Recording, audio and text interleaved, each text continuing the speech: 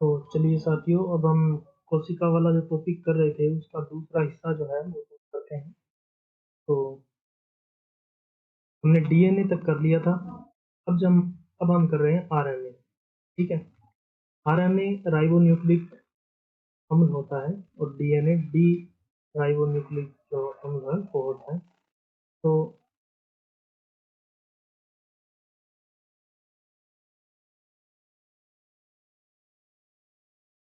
चलिए दोस्तों, अब हम कोशिका वाले टॉपिक की जो दूसरी क्लास है वो स्टार्ट करते हैं। हमने डीएनए तक कर लिया था, अब हम स्टार्ट करने जा रहे हैं आरएनए से।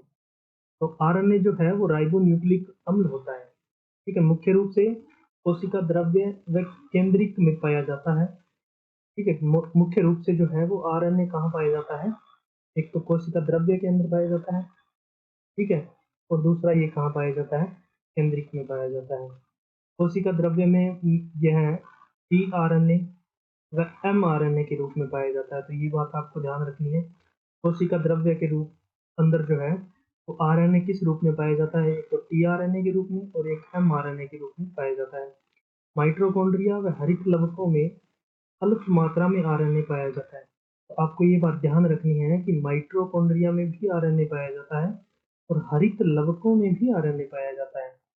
आरएनए का अणु निम्नलिखित रासायनिक पदार्थों से मिलकर बना होता है। जैसे हमने डीएनए देखा था, वैसे ही जो है वो आरएनए जो है वो भी निम्नलिखित पदार्थों यानी कि फास्फेट से, शर्करा से और नाइट्रोजनी क्षारकों से, ठीक है, तो इनसे बना होता है।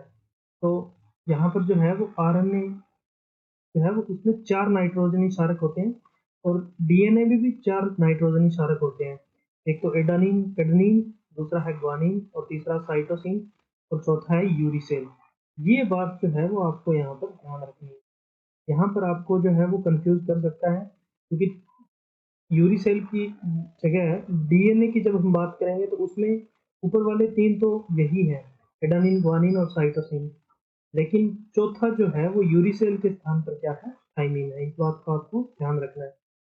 तो अब जो है इसके अंदर जो है वो दो दो के जोड़े में रहते हैं, और साइटोसिन और यूरिसेल ये दोनों इसमें जोड़े में रहते हैं। और एडेनिन और ग्वानिन हमने पहले भी देखा था कि वहां भी ये दोनों जो है वो जोड़े में रहते हैं। एडेनिन और ग्वानिन, साइटोसिन और यूरिसेल। आरएनए अणु एक सूत्री है, यानी कि आरएनए अणु जो है वो क्या है? एक सूत्री है। लेकिन डीएनए अणु क्या था? वो द्विसूत्री था, जो कि अनेक राइबोन्यूक्लियोटाइड से मिलकर बने होते हैं। आरएनए के प्रकार देख लेते हैं हम। आनुवंशिक आरएनए।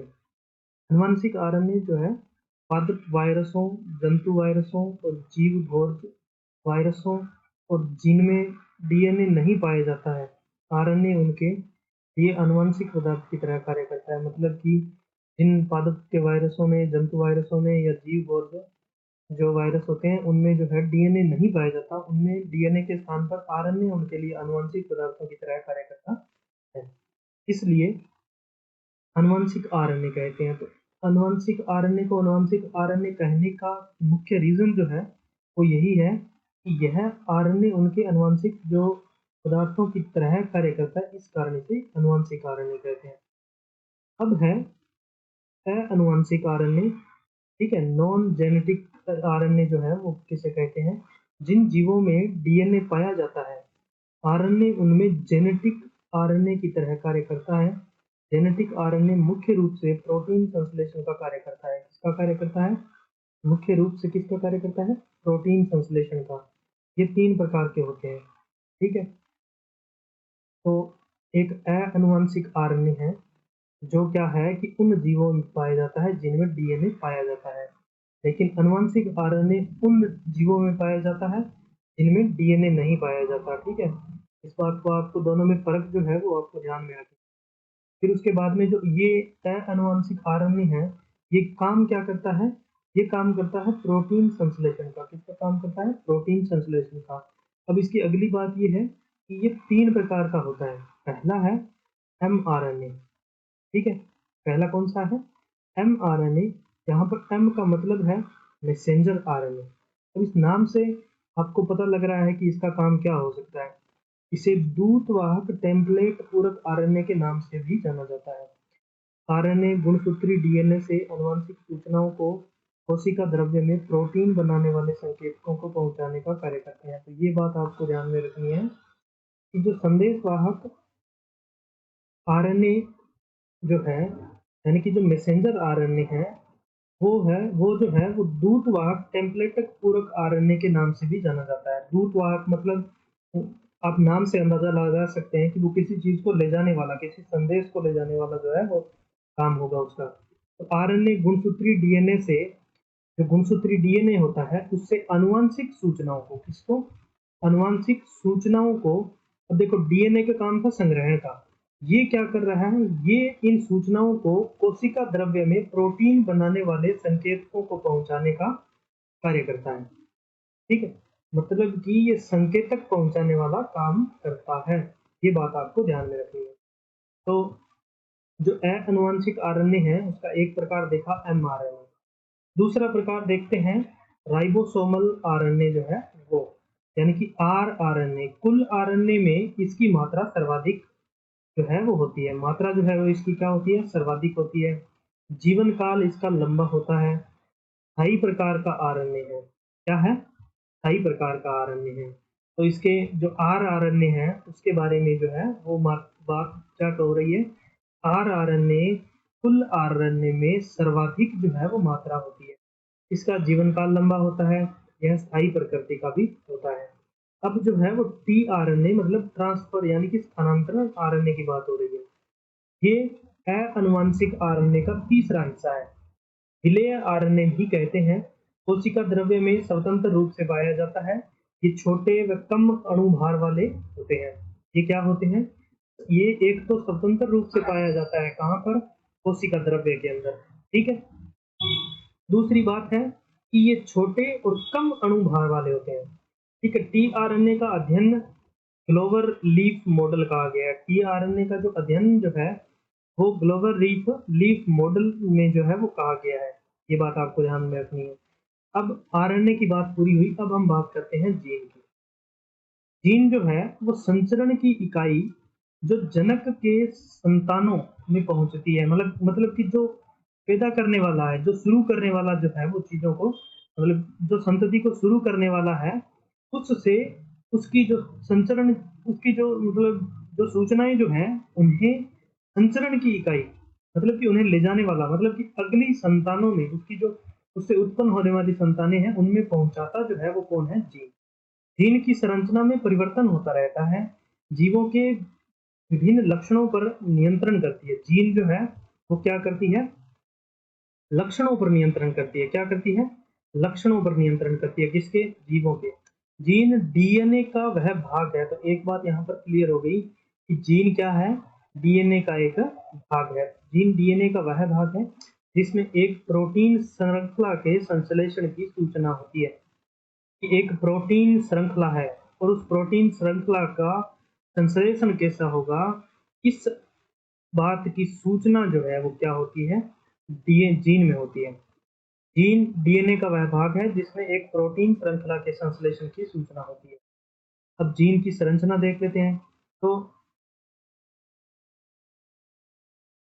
सिस्ट्रॉन डीएनए का सबसे बड़ा खंड होता है। ठीक है, यह लक्षण निर्धारण के लिए उत्पादन जो है वो बनाता है, संरचनात्मक इकाई है। तो जीन का एक हिस्सा है सिस्ट्रॉन। ठीक है, वो डीएनए का सबसे बड़ा खंड होता है, यह लक्षण को निर्धारित करने के लिए उत्पादन बनाता है। ठीक है, और संरचनात्मक इकाई है। अब है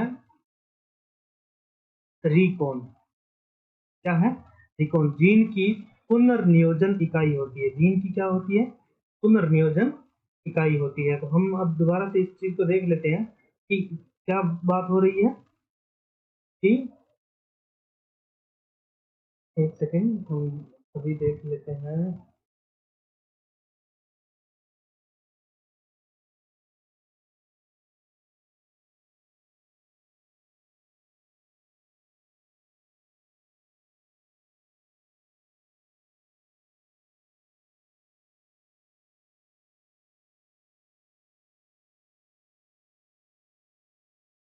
तो रिकॉन जो है वो जीन की पुनर्नियोजित इकाई होती है।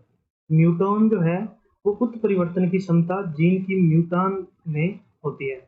तो जीन की जो उत्परिवर्तन की क्षमता होती है, हमने पहले ही बात की थी कि जीन जो है वो का गुण रखता है, तो म्यूटान जो है वो इस गुण को धारण करता है। रेप्लिकॉन जो है, रेप्लिकॉन की बात करते हैं तो प्रतिकरण के लिए उत्तरदायी होता है। तो प्रतिकरण के लिए जीन का कौन सा हिस्सा? रेप्लिकॉन। ठीक है। कॉम्प्लान जो है वो अनुपूरण के लिए उत्तरदायी होता है, और ओपेरॉन जो है वो विशिष्ट क्रियात्मक इकाई के रूप में कार्य करता है। तो हम दोबारा से एक बार देख लेते हैं कि जीन की संरचना जो है उसके अंदर कौन कौन से हिस्से आते हैं और उन हिस्सों का क्या क्या कार्य होता है। तो जीन का पहला हिस्सा हमने देखा सिस्ट्रॉन। ये डीएनए का सबसे बड़ा खंड होता है, और यह लक्षण निर्धारण करने के लिए उत्पादन बनाता है, और यह एक संरचनात्मक इकाई है। ठीक है, ये बातें हो गई। अब अगली बात है रिकॉन के बारे में। यह जीन की पुनर्नियोजन इकाई है। जीन की पुनर्नियोजन इकाई कौन सी है? रिकॉन। री का मतलब वैसे ही पुनर् मतलब कि दोबारा होता है। और उसके बाद में म्यूटॉन जो है, म्यूटॉन जो है वो क्या है? उत्परिवर्तन की क्षमता। क्या है? जीन की उत्परिवर्तन क्षमता जो है वो म्यूटॉन में होती है। रेप्लिकॉन में जो है वो क्या होता है? प्रतिकरण के लिए, मतलब कि जो प्रतिकृतियां बनाने के लिए, मतलब कि वृद्धि करने के लिए जो चीजें होती हैं वो रेप्लिकॉन में होती है। फिर क्या है कि कॉम्प्लान जो है वो अनुपूरण के लिए उत्तरदायी होता है। कॉम्प्लान किसके लिए उत्तरदायी होता है? अनुपूरण के लिए। उसके पश्चात हम बात करें ओपेरॉन की, ओपेरॉन की, तो वो क्या है? विशिष्ट क्रियात्मक इकाई। संरचनात्मक इकाई की हम बात करें तो वो है सिस्ट्रॉन। कैसे सिस्ट्रॉन? कैसे संरचनात्मक। ओपेरॉन जो है वो क्या है? विशिष्ट क्रियात्मक इकाई होती है। अब हम बात करें कोशिका विभाजन। तो कोशिका विभाजन जो है प्रत्येक जीव में अपना जीवन युग्मनज जो है नामक कोशिका से प्रारंभ होता है। प्रत्येक जीव में अपना जीवन जो है वो एक युग्मनज नामक कोशिका से प्रारंभ होता है। युग्मनज मतलब जो दो की संख्या में होगी। कोशिका विभाजन की प्रक्रिया के दौरान एक दो समान उत्तरी कोशिकाओं में विभाजित होती है। ठीक है, तथा गुणसूत्रों की संख्या मृत कोशिकाओं के समान होती है। उसे समसूत्री जो है विभाजन कहते हैं। दोबारा देख लेते हैं कि प्रत्येक जीव अपना जीवन युग्मनज नामक कोशिकाओं से प्रारंभ करता है। कोशिका विभाजन की प्रक्रिया के दौरान एक समान सूत्री कोशिकाओं में विभाजन होता है। ठीक है, एक समान सूत्री कोशिकाओं में विभाजित होती है, तथा गुणसूत्रों की संख्या मृत कोशिकाओं के समान होती है। उसे समसूत्री विभाजन कहते हैं। समसूत्री कोशिका का विभाजन निम्न बिंदुओं के अनुसार जो है वो केंद्रक विभाजन। यह विभाजन निम्न बिंदुओं के अनुसार होता है। तो उनमें हम देखते हैं कि पहला विभाजन जो है वो कौन सा है? केंद्रक विभाजन। यह विभाजन पूर्वावस्था, मध्यावस्था, पश्चावस्था और अंतावस्था में होता है। तो केंद्रक विभाजन जो है उसकी कौन कौन सी अवस्थाएं होती हैं? एक तो पूर्वावस्था होती है, एक क्या होती है? मध्यावस्था होती है, तो एक क्या होती है? पश्चावस्था होती है, तो एक क्या होती है? अंत्यावस्था होती है। तो ये चार अवस्थाएं जो हैं वो आपको केंद्रक विभाजन की याद रखनी है। उसके बाद आपको याद रखना है कि अंत्यावस्था में केंद्रिक फिर दिखाई देने लगती है। क्रोमेटिन तथा केंद्रिक के चारों ओर झिल्ली बन जाती है। कोशिका द्रव्य विभाजन। तो अब ठीक है, केंद्रक विभाजन, इसके चार हिस्से होते हैं, इसकी चार अवस्थाएं होती हैं। एक तो पूर्वावस्था, मध्यावस्था, पश्चावस्था और अंत्यावस्था। अंतावस्था में केंद्रिक फिर दिखाई देने लग जाती है, और क्रेमेटिन तथा केंद्रिक के चारों ओर झिल्ली बन जाती है। ठीक है, इस झिल्ली के बारे में हमने पहले ही बात कर ली थी। केंद्रीय झिल्ली जो है वो उसे कहते हैं, या इसका एक और नाम था जो ये अंतःप्राद्रव्य जालिका से जुड़ी होती है। तो क्रेमेटिन तथा केंद्रिक के चारों ओर एक झिल्ली बन जाती है। अगला विभाजन है कोशिका द्रव्य विभाजन। क्या है? पहला विभाजन था कोशिका केंद्रक विभाजन, दूसरा है कोशिका द्रव्य विभाजन। विभाजित कोशिका के कोशिका द्रव्य में होने वाला विभाजन। जो विभाजित कोशिका है उसके कोशिका द्रव्य में होने वाला विभाजन जो है वो कोशिका द्रव्य विभाजन होता है। पादप कोशिका व जंतु कोशिका के विभाजन में अंतर पाया जाता है। जंतु कोशिका में कोशिका द्रव्य विभाजन कोशिका झिल्ली में जो है वो खोज बनने के दौरान होता है। क्या बनने के दौरान? खोज बनने के दौरान जो है होता है। अब देखते हैं हम अर्धसूत्री विभाजन। ठीक है, पहला हमने देखा कि समसूत्री विभाजन जो है वो होता है। अब हम देखते हैं समसूत्री विभाजन के दो बिंदु, एक तो केंद्रक विभाजन और दूसरा कोशिका द्रव्य विभाजन। अब हम देखते हैं अर्धसूत्री विभाजन। गुणसूत्रों की संख्या आधी व कोशिका दो बराबर हो, विभाजित हो, दो बराबर विभाजित हो, तो उसे क्या कहते हैं? अर्धसूत्री विभाजन। यानी कि गुणसूत्रों की संख्या क्या होती है? आधी होती है, और कोशिका दो बराबर भागों में क्या होती है? विभाजित होती है। तो अब इसके कुछ हिस्से जो हैं वो हम देख लेते हैं। उत्तरावस्था, इसके और केंद्रक विभाजन, कोशिका द्रव्य विभाजन, केंद्रक विभाजन और कोशिका द्रव्य विभाजन। तो ये उतना कोई खास है नहीं। असूत्री कोशिका विभाजन, ये क्या कहता है कि यह विभाजन अधिकांशतया प्रोकैरियोटिक, इस जो जैसे जीवाणु जो होते हैं, प्रोकैरियोटिक जो कोशिकाएं होती हैं उनमें पाया जाता है असूत्री विभाजन। ठीक है, तो क्या होता है कि प्रोकैरियोटिक जीवाणु, प्रोकैरियोटिक कोशिकाएं जो है वो किन किन में होती है? एक तो जीवाणु, प्रोटोजोआ व निम्न श्रेणी के पादपों एवं कवकों की कुछ कोशिकाओं में पाया जाता है। क्या? असूत्री विभाजन।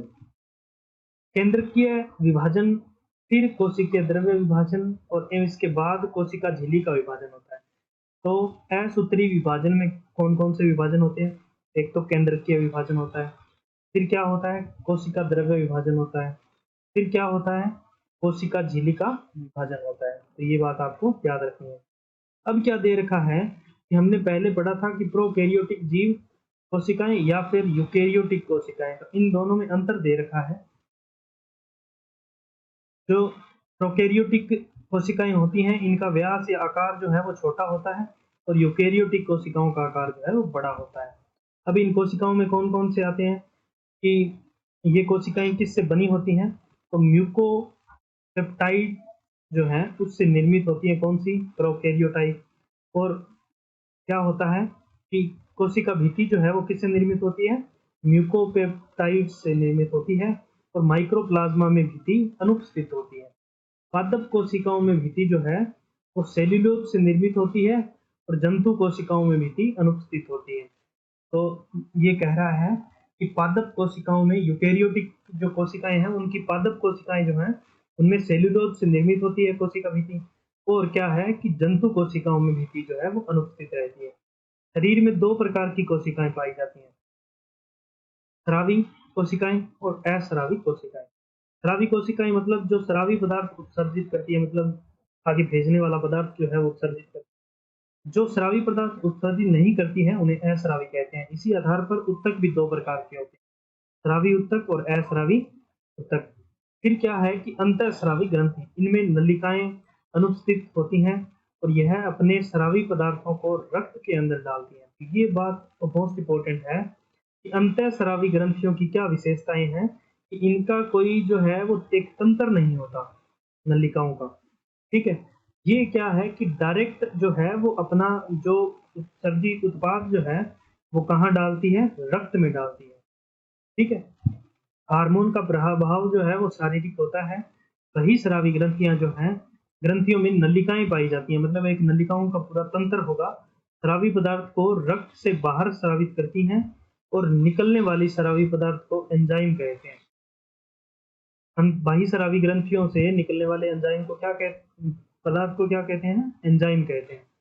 अब हम देखते हैं अग्नाशय ग्रंथि। इसके दो भाग होते हैं। इसका द्रव्य भाग जो है वो बहिस्रावी भाग होता है। कि अग्नाशय जो ग्रंथि है उसकी एक सबसे बड़ी विशेषता ये है कि यह अंतःस्रावी और बहिस्रावी दोनों गुण रखती है। तो अंतःस्रावी जो है, इसका जो बहिस्रावी जो है वो भाग होता है द्रव्य भाग। अग्नाशय का जो द्रव्य भाग होता है वो कैसा होता है? बहिस्रावी होता है। ठीक है, और लैंगरहैंस का द्वीप, ये बात आपको मोस्ट इम्पोर्टेंट लगाकर याद रखनी है कि लैंगरहैंस का द्वीप जो है, समूह जो है वो इस ग्रंथि का अंतःस्रावी भाग होता है। ठीक है, अब यहाँ पर जो है वो कुछ कोशिकाएं दे रखी हैं जो अग्नाशय की हैं।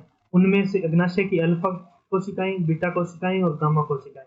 तो इनसे निकलने वाले हार्मोन जो हैं वो हमें याद रखने हैं। तो पहली बात तो अग्नाशय कोशिका के बारे में क्या याद रखनी है? ये इसके अंदर जो है वो दोनों गुण हैं, अंतःस्रावी और बहिस्रावी। तो देखते हैं कि इसका बहिस्रावी गुण जो है वो इसके द्रव्य भाग में होता है। ठीक है, और अंतःस्रावी गुण जो है वो इसके लैंगरहैंस के जो द्वीप समूह है उनमें होता है।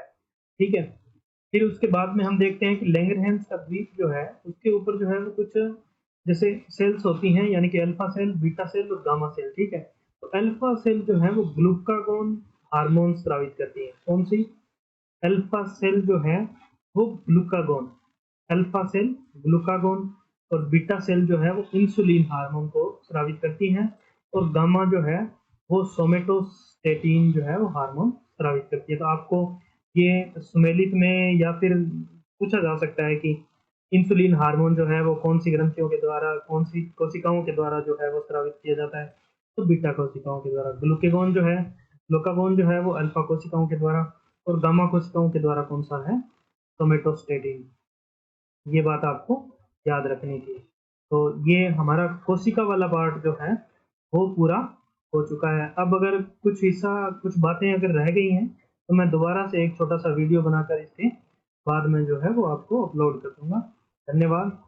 चैनल को सब्सक्राइब करें, वीडियोस को लाइक करें और शेयर करें।